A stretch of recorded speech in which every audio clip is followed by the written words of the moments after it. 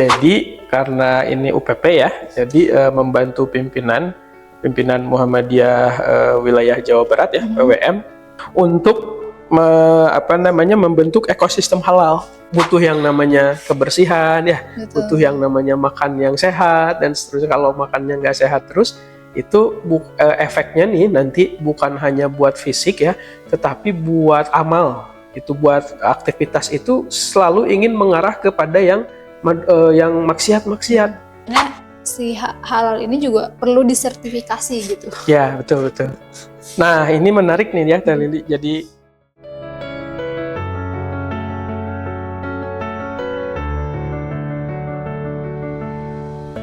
Assalamualaikum warahmatullahi wabarakatuh. Halo Sobat Lazismu, kembali lagi dengan saya Lili Muplihah di podcast Lazismu. Untuk saat ini kita kedatangan tamu istimewa lainnya, yakni penasaran nggak? Oke, kalau penasaran kita langsung sambut saja. Assalamualaikum Pak. Waalaikumsalam warahmatullahi wabarakatuh, Teh Lili. Ya. Kita baru pertama kali ketemu ya. Iya, betul. Meskipun sebenarnya kantor berpapasan, tapi kalau untuk ngobrol langsung sebenarnya belum. Baru hari ini ya, baru sekarang. Sekalian berkenalan juga dengan Sobat Lazismu, bisa disapa dulu Pak. Baik, Assalamualaikum warahmatullahi wabarakatuh, Sobat Lazismu semua. Perkenalkan, saya Muhammad Fadlani Salam, biasa disapa Fadlan. Alhamdulillah, kesempatan hari ini kita akan berbincang-bincang ya, berdiskusi di podcast Lazismu ini. Kebetulan temanya mengenai halalan toiban. Halalan toiban. Itu aja mungkin ya. Kalau untuk kesibukannya Pak? Oh iya. Sekarang. Selain mengajar di kampus Muhammadiyah Bandung ya, Universitas Muhammadiyah Bandung, juga mengurus di organisasi pimpinan wilayah ya, Muhammadiyah Jawa Barat, yang di UPP, unit pembantu pimpinan, yaitu di lembaga proses pendamping halal ya, produk halal dan kajian halalan toiban gitu. Masya Allah, pengalaman juga gitu untuk saya kedatangan tamu-tamu penting dari pimpinan wilayah Muhammadiyah dan juga menjadi pembelajaran baru gitu Pak, untuk ya dengan berbincang ada pengalamannya, ada pembelajarannya dan juga ya hal-hal baru gitu untuk yang bisa saya pelajari gitu selama ikut podcast ini. Oke, sebenarnya untuk lembaga pemeriksa halal ketahanan halal thayyibah itu tuh lembaga, kan tadi UPP ya Pak ya? Itu tuh dalam hal apa sih bidangnya, geraknya? Baik, jadi karena ini UPP ya, jadi membantu pimpinan Muhammadiyah wilayah Jawa Barat ya, PWM, untuk membentuk ekosistem halal, memberikan pelayanan gitu, memfasilitasi khususnya di warga persyarikatan ya, kader Muhammadiyah dan juga umat Islam secara keseluruhan ya, yang ada di wilayah Jawa Barat. Itu jadi memfasilitasi agar memiliki kepastian bahwa produk ataupun jasa yang mereka tawarkan, yang mereka jual itu memang betul statusnya bisa dinyatakan selamat kehalalannya. Nah, kira-kira gitu. Karena kan berbicara halal ini kan apalagi bagi umat muslim itu bagian dari keimanan ya dan ketakwaan gitu. Makanya penting gitu. Oke. Mungkin ini pertanyaan yang liar saya mungkin ya Pak. Yeah. Halal itu kan sebuah keharusan ya Tuh. kita yang muslim. Nah, kenapa pada akhirnya si halal ini juga perlu disertifikasi gitu? Ya, betul. Nah, ini menarik nih ya, Teh Lili. Jadi kalau melihat sejarah ini kan memang pernah ada dua peristiwa besar yang saya saya baca-baca, yang saya pelajari di tahun 1970-an lah ya.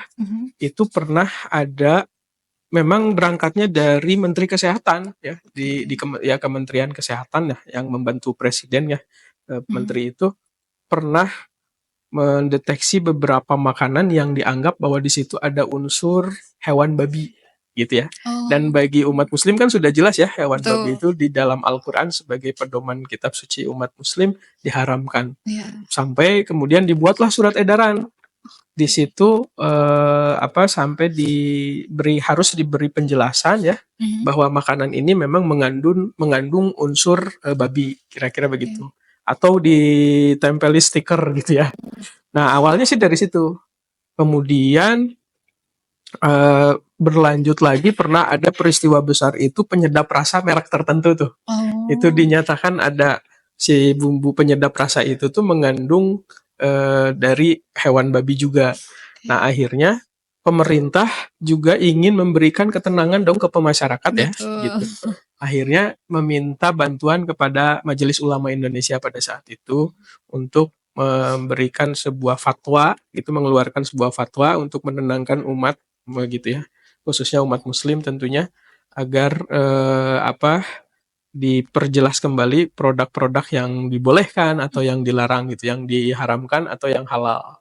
Nah, akhirnya kemudian dari proses itu ada awalnya bentuk lembaga secara sukarela ya, dari LPPOM itu, Lembaga Pemeriksa Obat dan Makanan ya. Oh iya. Dan itu dari MUI. Belum ada pemerintah secara regulasi resmi, belum secara hukum, kepastian hukumnya belum ada. Nah, kemudian juga ada BPOM kemudian ya gitu. Iya. Nah, tapi dengan seiringnya berjalan waktu, akhirnya dari Dewan Perwakilan Rakyat ini menganggap, oh ini penting. Nah, kemudian perlu adanya kepastian hukum, dibuat sebuah regulasi dalam undang-undang. Lahirlah 2014 itu ada Undang-Undang Nomor 33 Tahun 2014 tentang jaminan produk halal itu. Nah, jadi bukan hanya urusan pribadi dan ilmu fikih yang ada dalam ajaran Islam saja ya. Kalau berbicara hukum kan di fikih ya, ilmu fikih. Bukan hanya urusan ulama dan pribadi personal orang yang mengkonsumsi saja atau menjual, juga bukan antara produsen dan konsumen, tapi alhamdulillah ini ada keberpihakan dari negara gitu. Akhirnya dibentuklah di Kementerian Agama ini ada BPJPH, Badan Penyelenggara Jaminan Produk Halal. Seperti itu, jadi penting. Jadi memang karena temuan dan jadi masalah permasalahan di masyarakat, ini tuh makanannya aman nggak sih gitu, Betul. sehingga kemudian diambillah awalnya muncul lembaga gitu ya, yang sukarela mungkin, kemudian diambil kebijakan bahwa ini tuh harus sertifikasi halal itu harus gitu. Oke. Karena memang bagi kita muslim juga ketika kita nggak tahu apa saja komposisinya, antara mungkin ini tampak baik, tapi kalau tidak yakin, itu. kan itu lebih baik ditinggalkan ya Pak ya, kalau betul. ragu-ragu. Betul. Nah, kalau untuk LPH KHT sendiri di Muhammadiyah itu sejak kapan adanya? Kalau untuk wilayah Jawa Barat ya, itu memang ini lembaga baru Teh Lili. Jadi lembaga baru ini di tahun 2023 kemarin, ketika mulai ada kepengurusan baru di ketua pimpinan wilayah kita ya, Pak Profesor Ahmad Dahlan ya. Kemudian di majelis dan lembaganya, di antara semua majelis dan lembaga yang ada itu, yang LPH KHT ini yang kebilang baru. Jadi baru 2023 kalau di wilayah Jawa Barat begitu. Tapi untuk di pusat sendiri sebetulnya sudah lama gitu, bukan dari 2023 ya, dari beberapa tahun ke belakang. Nah, cuman untuk pimpinan pusat itu lebih kepada konsentrasinya mungkin pada saat itu melihat potensi yang ada di perguruan tinggi PTMA Muhammadiyah itu. PTMA ya, Perguruan Tinggi Muhammadiyah dan Aisyah ya. Itu di situ adalah kemudian Halal Center. Halal Center. Nah, untuk di Jawa Barat akhirnya berkomunikasi ya, koordinasi dengan pimpinan pusat, karena kita juga tentunya harus menjalankan sebagaimana visi dari pusat ya. Betul. Gitu.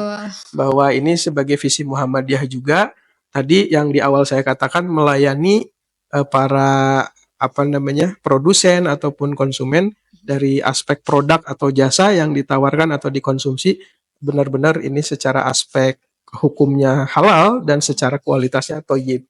Gitu.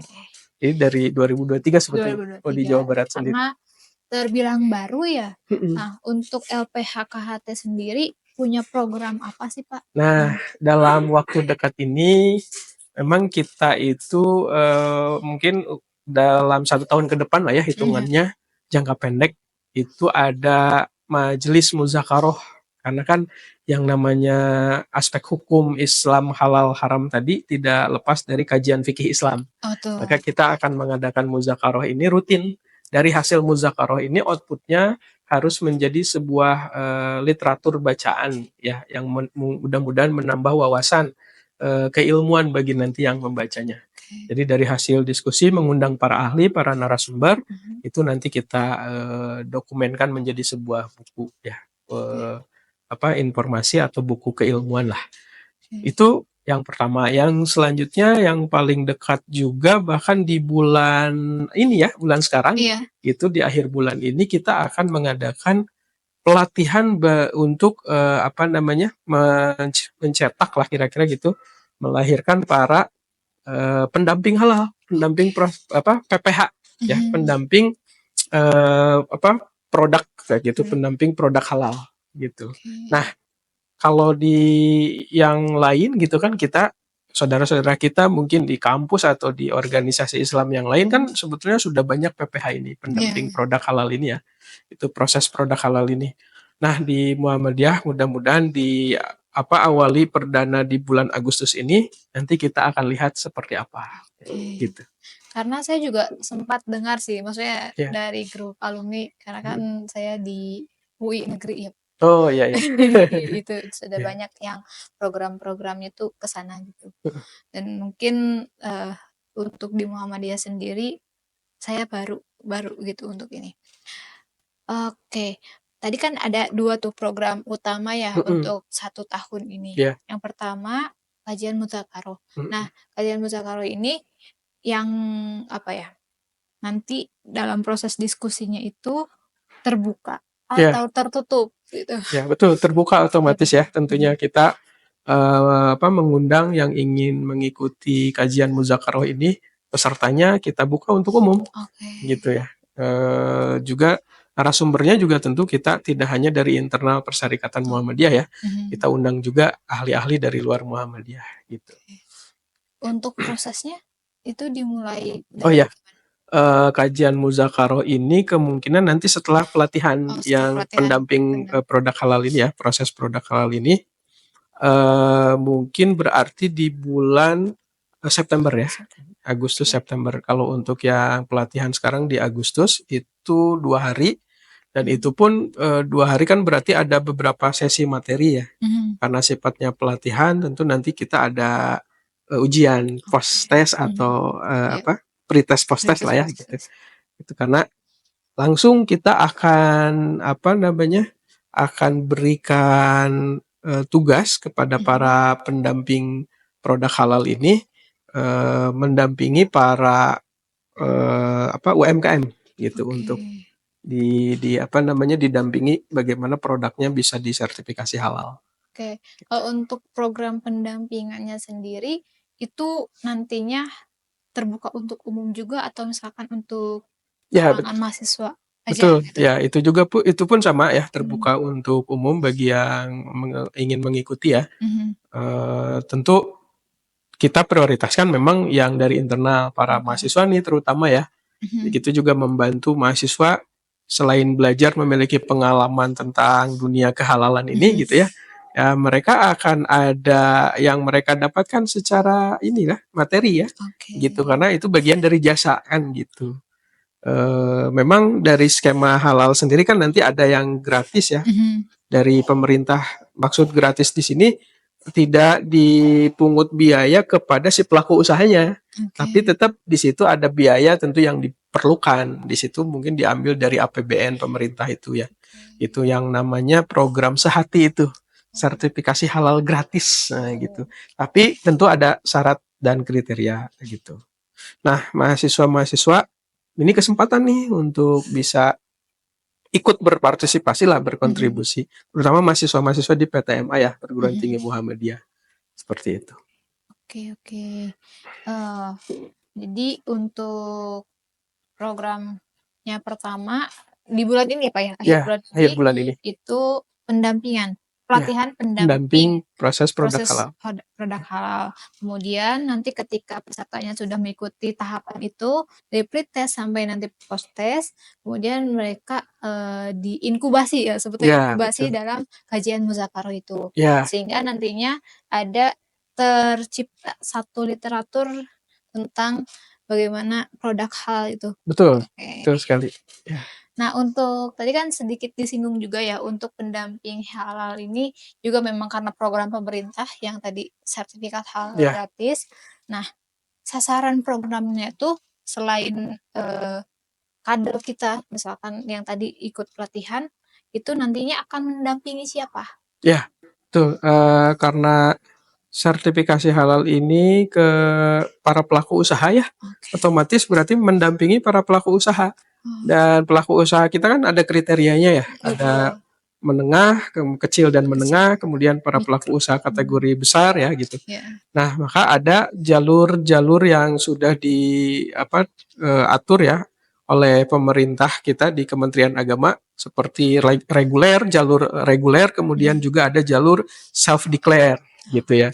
Nah, untuk yang menengah kecil dan menengah itu yang self declare itu.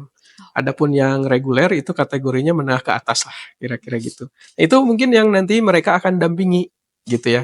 Dan itu sudah ada SOP, aturan tata tertibnya, mekanismenya seperti apa gitu. Oke, oke. Tadi kan apa usaha usaha terproduksi ataupun jasa. Ya, Nah, kira-kira kalau misalkan produksi yang saya kebayang ya Pak, makanan gitu, mm-mm. terus atau misalkan apa produk-produk yang memang biasa digunakan sehari-hari. Tapi kalau untuk jasa di sertifikat halal itu contohnya seperti apa ya? Nah, ya betul betul. Ini memang masih belum ramai dibahas ya, Oke. gitu. Karena memang dominan hampir sebagian besar pelaku usaha lebih banyaknya berbasis produk. Oh Gitu iya. masih belum ada yang jasa. Paling kalau jasa itu contohnya seperti jasa asuransi lembaga keuangan. Oh Nah, iya gitu. iya. Bagaimana si manajemennya itu Hmm, betul-betul sistemnya manajemen keuangan syariah oke. misalkan seperti itu ya. Yang banyak mungkin lebih dibahas masih pada aspek itu. Tapi mungkin ke depan akan juga lebih lebih banyak karena Mhm. diharapkan ini kan bukan hanya di Indonesia ya, dunia. Iya. Tapi karena Indonesia ini umat muslim terbesar ya, Iya. jadi diharapkan menjadi pusat halal global. Oke. Kira-kira gitulah. Wah, Potensinya betul cukup betul besar betul betul. ke depan gitu.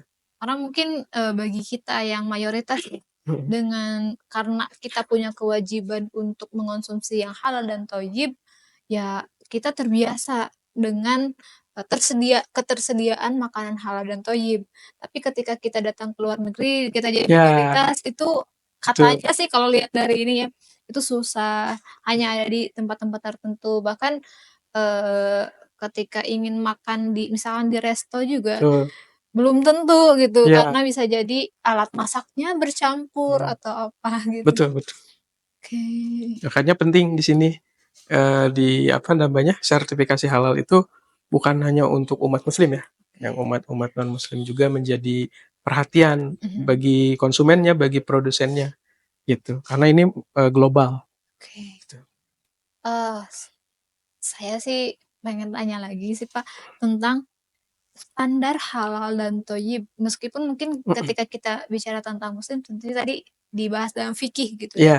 Apa aja sih yang, halal itu entah dari sumbernya, Mhm. prosesnya, bahkan mungkin nanti distribusinya. Tapi mungkin itu dalam halal, proses halal. Ketika thayyib atau tidak mungkin Mhm. ada aspek lain kayak seperti Ya, kesehatan betul misalkan. kualitas ya gitu. Nah, Betul ini menarik juga ya dalam literatur kajian fikih Islam ya. betul. Jadi kalau berbicara halalan toyiban, yang paling pertama dulu adalah yang membuat hukum halal haram itu tentu Tuhan Allah Mhm. Subhanahu wa taala ya, yang dijelaskan di dalam Al-Qur'an dan hadis Mmm, gitu. Jadi bahkan kalau ada yang menambah-nambah, misalkan udah jelas itu halal tapi kemudian diharamkan tentu berdosa ya gitu, betul. atau sebaliknya gitu. Yang jelas-jelas itu haram malah dihalalkan Iya. misalkan itu tidak boleh ada larangannya. Nah, kata Nabi, al aslu gitu ya, pada prinsip dasarnya bahwa anal halala itu ma'ahalallahu fi kitabihi. Ada hadis gitu ya, riwayat Tirmizi kalau tidak salah. Begitupun apa namanya, anal haram ya, ma haramallahu fi kitabihi. Apa-apa yang sudah Allah halalkan itu termaktub dalam kitabnya ya Al-Qur'an, dan apa-apa juga yang diharamkan juga termaktub sudah jelas ada di dalam Al-Qur'an juga. Ya, bahkan Nabi sendiri mempertegas di hadis Bukhari ya, di yang lain itu kata Nabi apa, innal halala bayyinun kan gitu. Iya.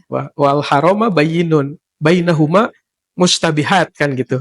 Yang halal sudah jelas, yang haram sudah jelas, di antara keduanya baru di situ ada yang samar-samar. Nah, disitulah perannya para ulama. Lalu di mana kan gitu, dalam Islam itu hanya sekedar merumuskan, menjabarkan, menyampaikan. Betul. Gitu. Kalau konsep dasarnya tentu Allah yang buat gitu. Disitulah tugas ulama beristihad ya. Perlu yang namanya, makanya nanti di aspek halal itu tanggung jawab ya, ada tanggung jawab kejujuran, baik yang berfatwanya kemudian juga yang diberi fatwanya. Iya. Harus ada saling kejujuran. Kalau tidak jujur ya nanti tidak tercipta gitu kemaslahatan gitu ya. Nah, itu diatur dalam syariah Islam kan. Betul. Nah, makanya kita bersyukur itu untuk kemaslahatan gitu, halal itu sesuai dengan fitrah manusia. Karena apa-apa yang diharamkan oleh Allah sudah jelas itu ada unsur apa namanya, keburukan dan kerusakan bagi manusia atau mungkin alam gitu. Prinsip dasarnya ya dalam Islam diatur seperti itu. Oke, jadi kalau kita bicara tentang halal haram itu absolut gitu, bahwa itu memang dari Tuhan, dari Allahnya ini. Ya. Jadi kalau ada di tengah-tengahnya baru itu nanti tugasnya manusia Ya, gitu para ulama. untuk menjelaskan, untuk membuat itu menjadi jelas apa itu halal atau haram. Betul. Oke. Nah, untuk kategori thayyibnya Ya, baik. Nah, maka kalau sudah berbicara aspek halal, kita harus juga melihat kebalikannya kan haram tuh.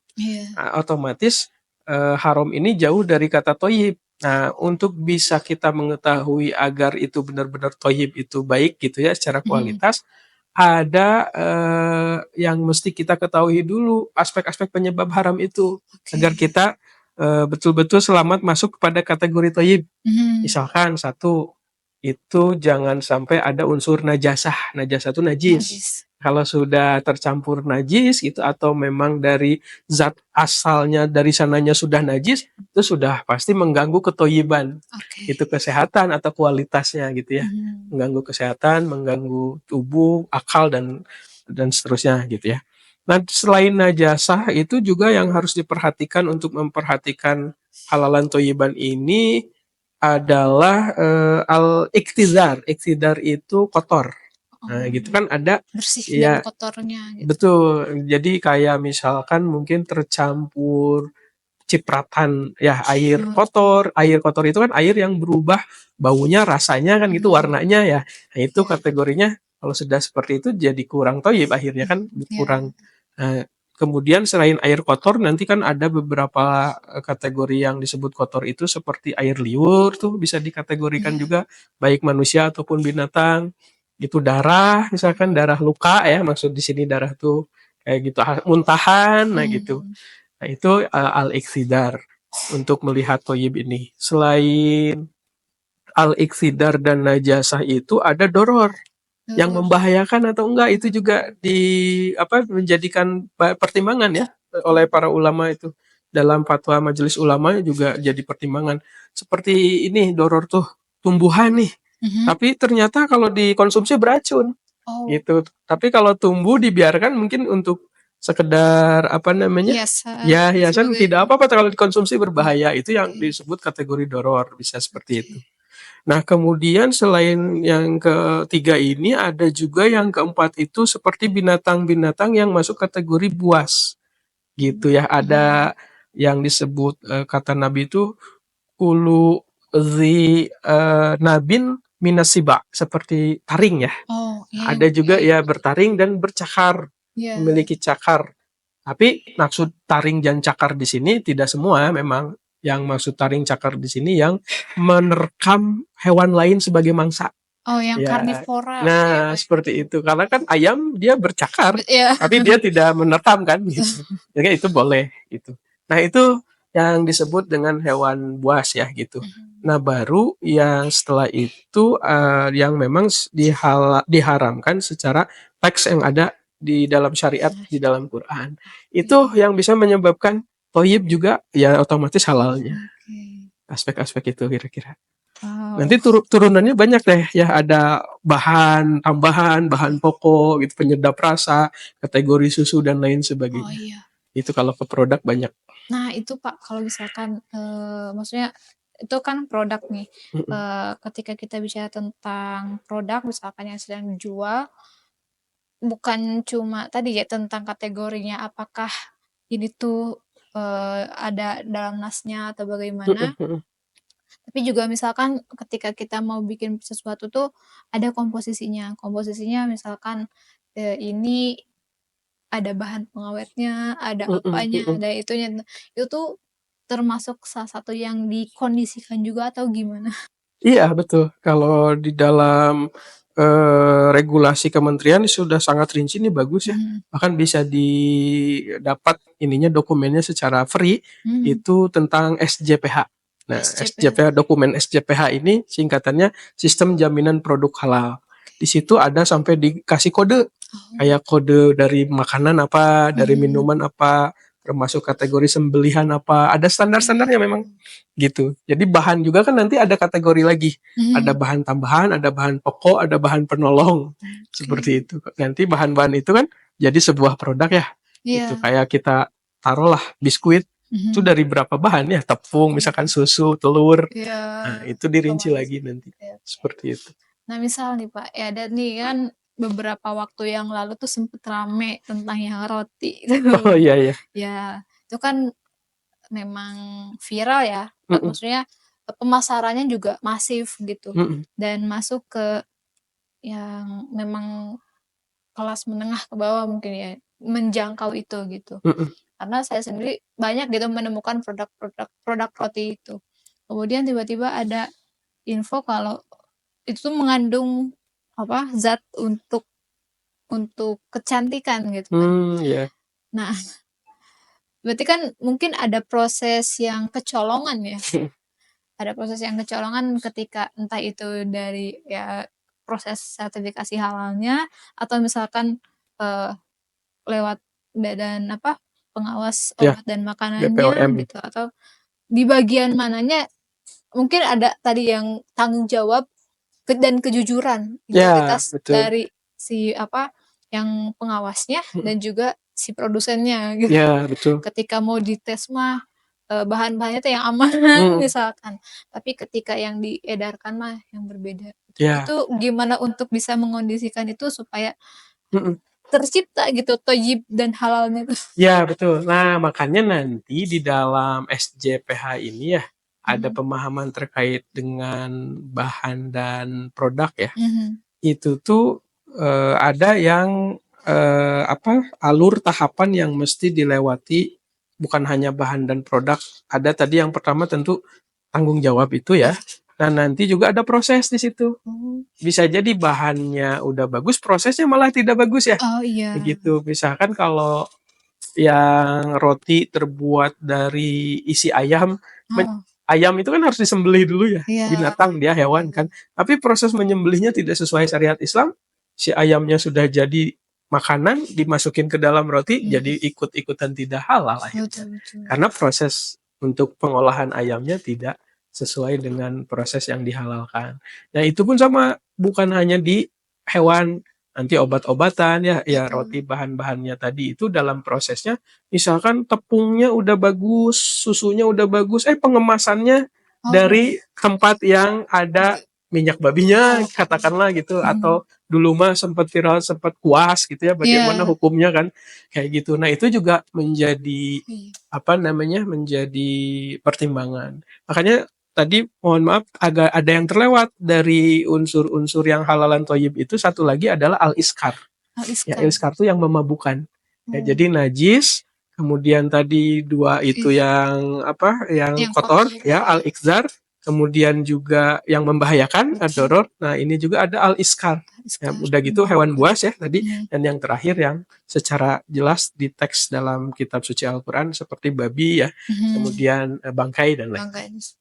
Gitu Teh. Jadi proses ini menjadi penting, pengolahan, pengemasan itu juga nanti dicek. Makanya harus ada ini auditor kalau di nanti di apa? Di ketika Pas pendampingan. ya proses pendampingan itu ada penyelia halal disebutnya sama auditor halal. Oke. Itu yang Berarti membantu. memang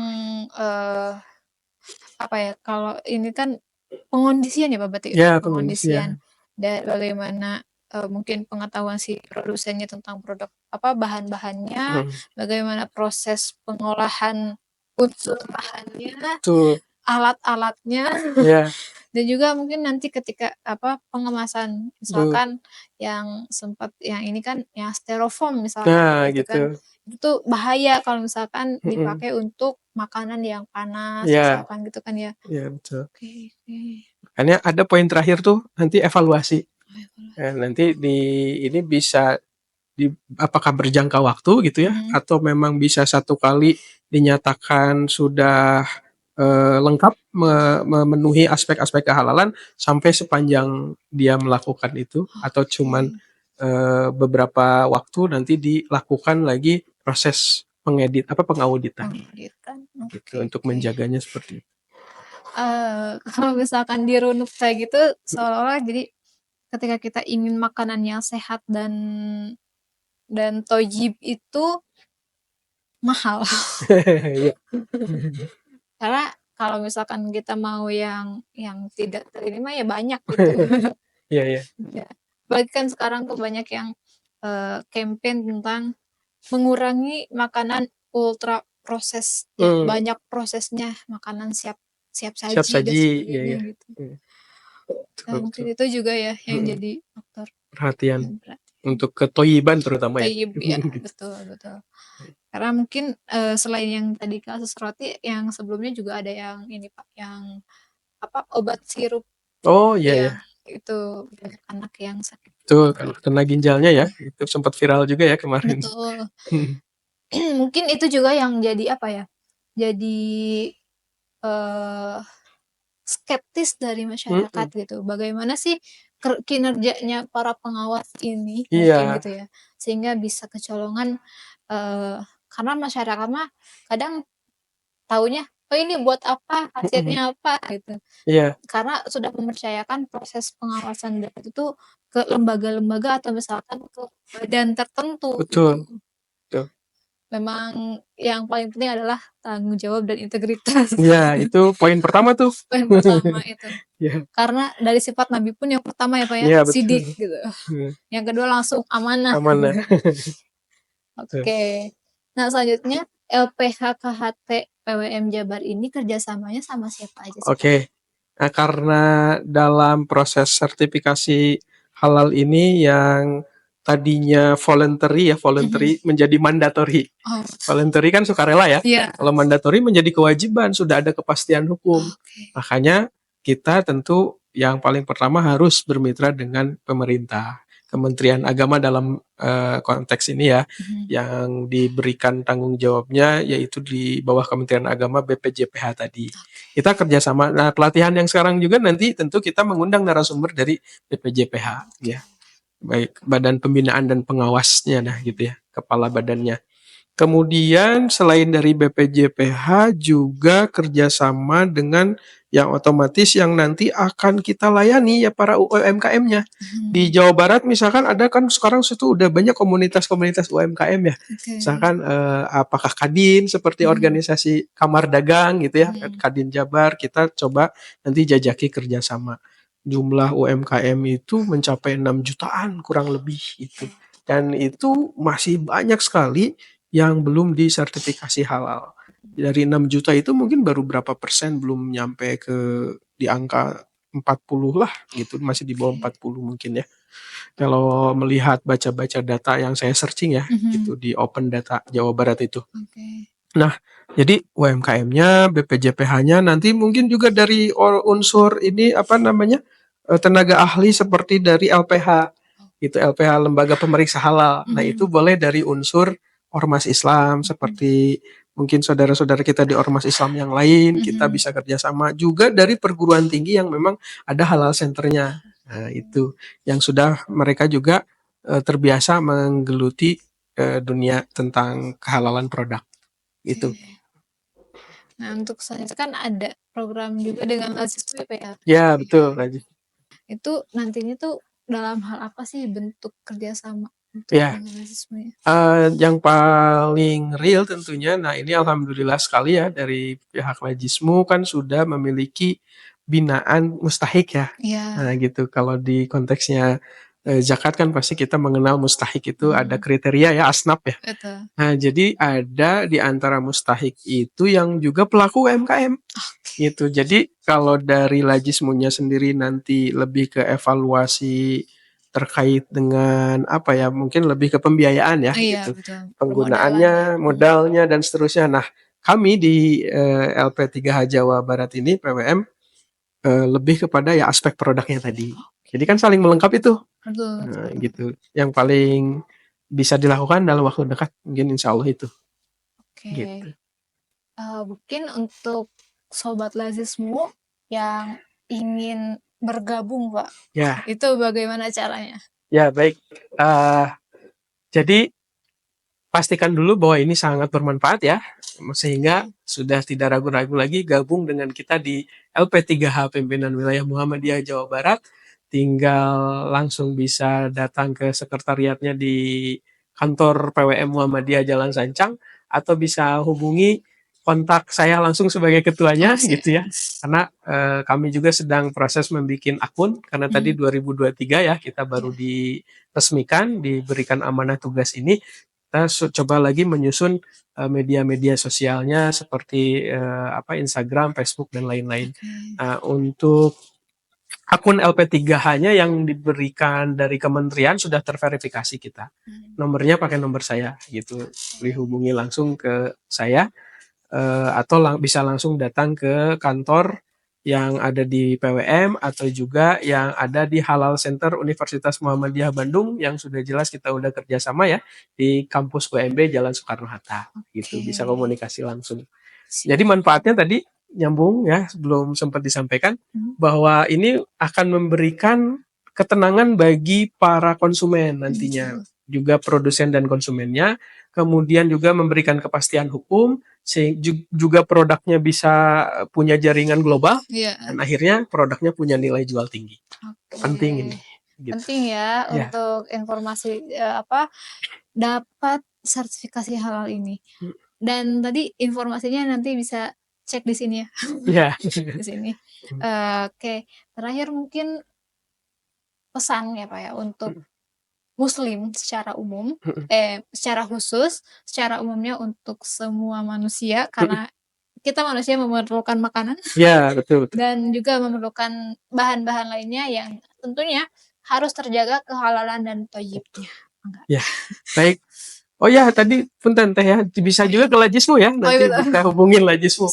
Kita kalau ada yang mau bergabung dari menjadi pendamping halal nih, apalagi teman-teman sebagai kader Muhammadiyah nih, para mahasiswa juga bisa juga menghubungi Lajismu gitu.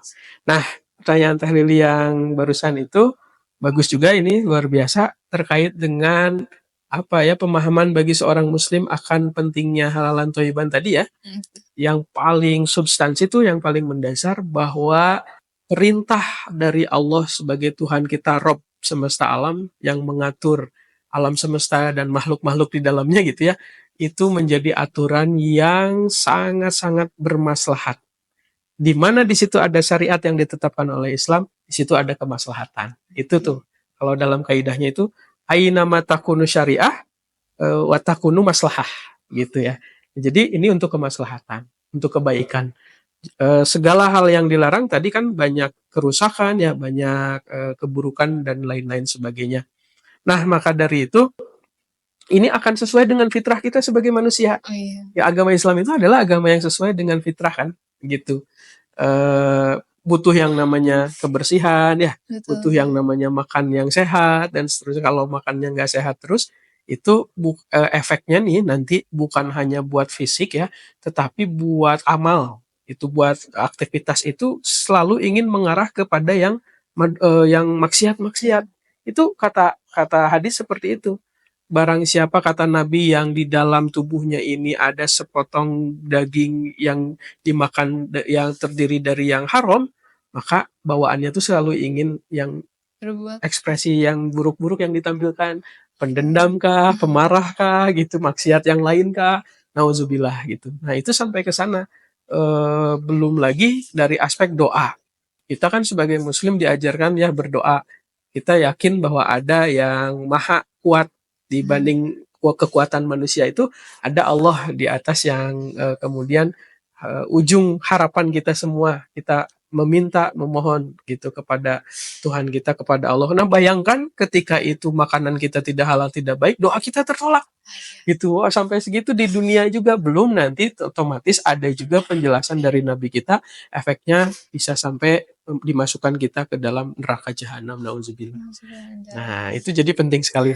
Sangat penting ya Pak ya, bahwa selain tentang bagaimana pengabdian kita kepada Allah Tuh. dengan mengonsumsi yang halal dan meninggalkan yang haram, itu juga ada ternyata dampak-dampaknya gitu, bukan hanya secara fisik tapi juga bagaimana mungkin ekspresi kondisi psikologis dan sebagainya. Apalagi ketika kita bicara tentang harapan dan doa dan bisa jadi terhambat tadi tertolak bahkan bisa jadi. Betul. Nauzubillah summa nauzubillah ya, semoga kita diberikan kesempatan, Amin. diberikan kemauan dan kemampuan untuk senantiasa mengonsumsi hal-hal yang halal dan thayyib dan meninggalkan apa yang haram dan mengandung banyak mandorot.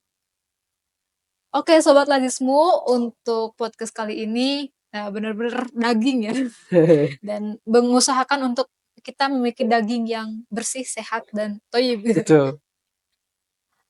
Kita ketemu lagi di episode selanjutnya. Hatur nuhun Pak Fadlan Sami-sami sudah Teh. meluangkan waktunya Ya. di podcast Lazismu kali ini. Dan untuk teman Sobat Lazismu nanti bisa cek langsung ya. Kalau medsosnya udah ada Pak? Masih dalam proses lah. Dalam proses. Belum bisa Nanti diakses. untuk WhatsApp-nya aja ya. Ya, Mungkin WhatsApp-nya aja. untuk Ya. nanti ya tim editor Ya. ditayangkan di sini. Itu saja untuk informasinya, atau bisa langsung datang ke kantor PWM Jawa Barat di Jalan Sancang atau juga ke kantor Lazismu dan juga di Universitas Muhammadiyah Bandung. Bandung di Jalan Soekarno-Hatta itu ada Halal Center Ya. gitu. Itu untuk informasinya, semoga Sobat Lazismu tertarik untuk ikut kegiatan ini dan terus mengampanyekan bahwa mengonsumsi hal yang halal dan thayyib adalah sebuah keniscayaan. Saya Lili Mukbihah dan Pak Muhammad Fadlani Salam. Kami pamit undur diri. Billahi fisabilil haq, fastabiqul khairat. Assalamualaikum Warahmatullahi wabarakatuh.